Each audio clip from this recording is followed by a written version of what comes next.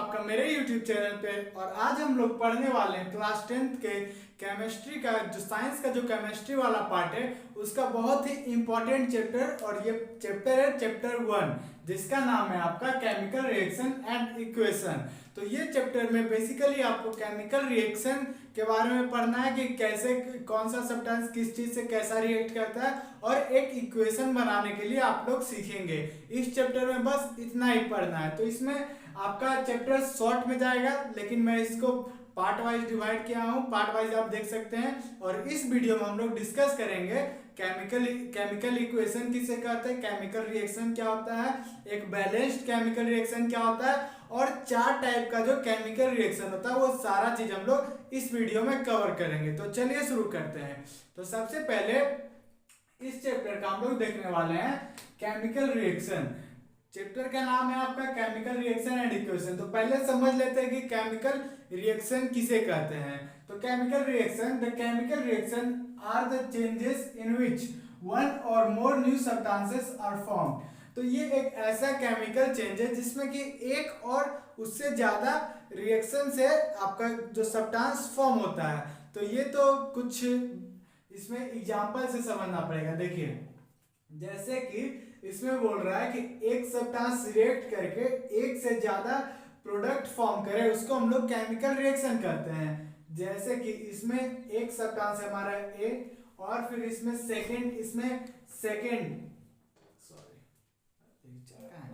स्वागत करता हूं आपका मेरे YouTube चैनल पे। और आज हम लोग पढ़ने वाले क्लास 10th के साइंस का केमिस्ट्री वाला पार्ट का सबसे पहला चैप्टर। और ये चैप्टर आपके क्लास 10th में बहुत ही इंपॉर्टेंस रखता है, क्योंकि इस चैप्टर को नहीं सीखिएगा तो आगे का चैप्टर को सीखना बहुत ही मुश्किल हो जाएगा। इसलिए इस चैप्टर को आप लोग को पढ़ना बहुत जरूरी है, और मैं इसमें आपका हेल्प करूंगा। बहुत ही इजी से आपको पढ़ाऊंगा, क्योंकि ये चैप्टर शॉर्ट है। क्योंकि इसमें सिर्फ हमको पढ़ना chemical reaction and equation. Chemical reaction कौन से सब्सटेंस से कैसा रिएक्ट करता है, और उसका इक्वेशन क्या फॉर्म होता है, वो चीज इसमें पढ़ना है। और इक्वेशन कैसे बनाया जाता है, कैसे बैलेंस इक्वेशन बनाया जाता है, वो सारा चीज हम लोग इस वीडियो में कवर करेंगे।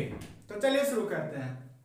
तो सबसे पहले चैप्टर का टॉपिक है, चैप्टर का नाम है आपका केमिकल रिएक्शन एंड इक्वेशन। तो सबसे पहला टॉपिक मेरा होगा कि केमिकल रिएक्शन किसे कहते हैं। केमिकल रिएक्शन किसे कहते हैं, तो केमिकल रिएक्शन किसे कहते हैं। Chemical reaction are the changes in which one or more new substances are formed. Chemical reaction वैसा चेंज है जिसमें एक और उससे ज्यादा प्रोडक्ट फॉर्म होते हैं। जब एक सब्सटेंस रिएक्ट होता है तो उसमें जो प्रोडक्ट फॉर्म होता है, तो उसमें एक प्रोडक्ट फॉर्म हो या फिर उससे ज्यादा प्रोडक्ट फॉर्म हो, वो चेंज जो आता है उसको हम लोग बोलते हैं केमिकल रिएक्शन। देखिए, जैसे कि जिसमें कि मेरा एक सब्सटेंस ए है, इसको हम लोग रिएक्ट करा रहे हैं बी से, और एक नया सब्सटेंस फॉर्म हो रहा है जो कि हमारा होगा सी। मतलब ए एक सब्सटेंस है, लेट करते हैं ए एक सब्सटेंस है, और सेकंड आपका बी है। तो ये जब रिएक्ट करेगा तो एक नया चेंजेस लाएगा। वो चेंजेस एक हो सकते हैं या एक से ज्यादा भी हो सकते हैं, तो उसको हम लोग बोलते हैं केमिकल रिएक्शन। अब फिर हम आगे बढ़ते हैं केमिकल इक्वेशन। तो देखिए केमिकल इक्वेशन कैसे होते हैं। तो representation of a chemical reaction in terms of symbol and formula of the reactant and the product is known as chemical equation। तो केमिकल इक्वेशन वैसा चीज होता है, जैसे कि देखिए यहाँ पे ए बी से एग्जांपल लिए हैं। जैसे कि केमिकल इक्वेशन, जैसे कि एक ऑक्सीजन तो आप लोग ने नाम सुना होगा। इसको हम लोग इतना बड़ा नाम लिखने के बजाय, इतना बड़ा नाम रिप्रेजेंट करने से पहले हम लोग इसका एक छोटा सा फॉर्मूला या सिंबल बना लेते हैं। इसको हम लोग बोलते हैं O2। ये हो गया इसका शॉर्ट फॉर्म।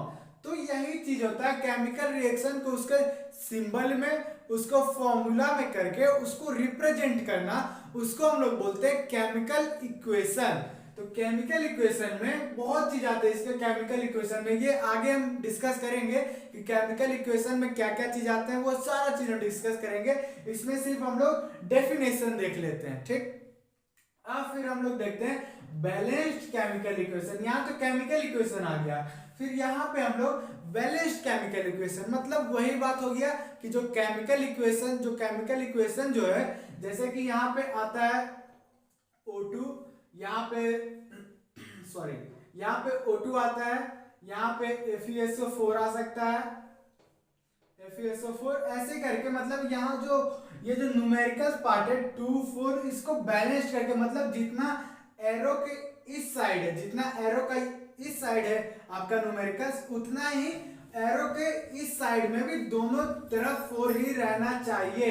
तो इसको हम लोग बैलेंस्ड केमिकल इक्वेशन, मतलब जितना उधर है उतना ही एरो के इस पार होना चाहिए। डेफिनेशन है आपका the chemical equation in which the number of atoms of different element is same on both side of the arrow, मतलब कि जितना नंबर ऑफ एटम है इधर जैसे कि आपका FeSO4 है, Fe प्लस SO4, यहाँ पे आपका Fe प्लस SO4, Fe से आपका SO4 रिएक्ट करेगा तो यहाँ पे फॉर्म होगा आपका FeSO4, मतलब कि ये एरो के इस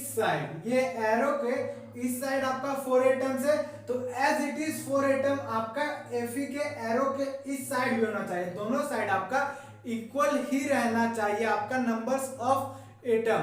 तो ये आप समझ गए कि बैलेंस्ड केमिकल इक्वेशन किसे कहते हैं, केमिकल इक्वेशन, और केमिकल रिएक्शन किसे कहते हैं। अब हम लोग पढ़ेंगे कि केमिकल रिएक्शन कितने टाइप्स के होते हैं।